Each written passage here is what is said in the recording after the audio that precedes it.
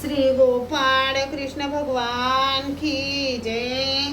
लीळा number 136चा उर्वरित भाग। भट्टोबासांनी विचारले, जी परमेश्वर अवताराच्या ठाई कोणकोणती जात पात, कोणत्या स्त्रिया, कोणते पुरुष धर्माला अधिकारी, तसेच कोण अनधिकारी असतात? सर्वज्ञ म्हणाले, वानऱ्या जे हिंसा करतात, देवतेला ईश्वर समजून पूजन करतात, ते अनधिकारी, त्यांना ईश्वर ज्ञान देत नाहीत।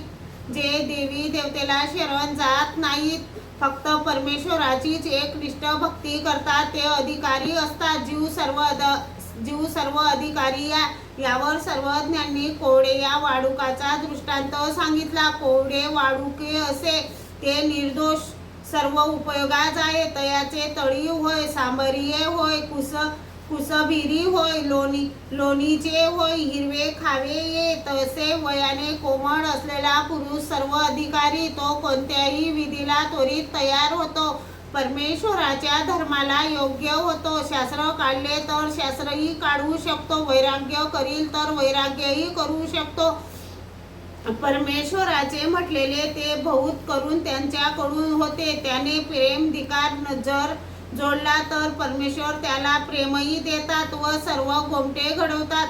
रे नाईक म्हणाले, जी ताप आला त्या वेळेसच सर्वज्ञांना विनंती केली असती तर इतके दिवस कशाला तापाने दुःख भोगले असते।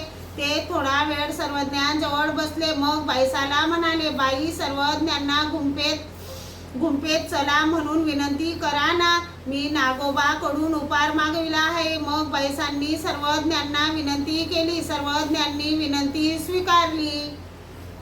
स्वीकारली। मग सर्वज्ञ गुंफेत आले, सर्वज्ञांना पूजावसर केला, तेव्हा नागोबा उपार घेऊन आले। रे नायकासाठी जुन्या तांदूळाचा भात पथ्य म्हणून वेगळा आणला होता। सर्वज्ञांना ताट केले, सर्व भक्तजनांना वाढले। मग सर्वज्ञ म्हणाले, बाई, हे पलीकडे काय आहे?